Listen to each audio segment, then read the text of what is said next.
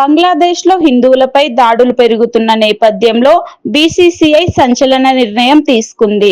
IPL 2026 సీజన్కు Kolkata Knight Riders జట్టులో ఉన్న Bangladesh star fast bowler Mustafizur రెహ్మాన్ను తొలగించాలని బీసీసీఐ ఆదేశాలు జారీ చేసింది. ఈ విషయాన్ని బీసీసీఐ కార్యదర్శి దేవజిత్ సైకియా అధికారికంగా వెల్లడించారు. ఇటీవలి పరిణామాల నేపథ్యంలో కేకేఆర్ ముస్తాఫిజుర్ను విడుదల చేయమని ఆదేశించాం. అవసరమైతే రిప్లేస్మెంట్ ప్లేయర్ ను తీసుకునే అవకాశం కల్పిస్తామని ఆయన అన్నారు. డిసెంబర్లో జరిగిన ఐపీఎల్ మినీ వేలంలో కేకేఆర్ ముస్తాఫిజుర్ ను రికార్డు స్థాయిలో 9.2 కోట్లకు కొనుగోలు చేసింది.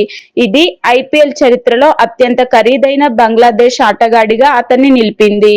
Chennai Super Kings, Delhi Capitals తో తీవ్ర పోటీ ఉన్నప్పటికీ కేకేఆర్ అతన్ని సొంతం చేసుకుంది.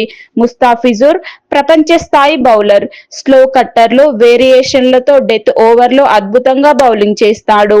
కేకేఆర్ జట్టుకు పెద్ద బలంగా భావించిన అతన్ని ఇప్పుడు కోల్పోవడం ఆ ఫ్రాంచైజీకి పెద్ద ఎదురుదెబ్బ.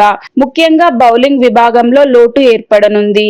చివరి ఓవర్ల భారం పూర్తిగా మతీషా పతిరానాపై పడే అవకాశం ఉంది. బంగ్లాదేశ్లో హిందూ మైనారిటీలపై దాడులు, లించింగ్లు, ఆస్తుల ధ్వంసం వంటి ఘటనలు ఇటీవల పెరిగాయి. ఇందుకు సంబంధించి భారత్లో రాజకీయ, ప్రజా ఒత్తిడి పెరగడంతో బీసీసీఐ ఈ నిర్ణయం తీసుకుంది. కేకేఆర్ కూడా బీసీసీఐ ఆదేశాలకు కట్టుబడి ముస్తాఫిజుర్ ను విడుదల చేసినట్లు అధికారికంగా ప్రకటించింది. ఈ నిర్ణయం క్రికెట్ ను రాజకీయాలతో ముడిపెట్టడంపై చర్చాంశనీయమైంది. అయితే బీసీసీఐ తన నిర్ణయంపై స్పష్టంగా నిలబడింది.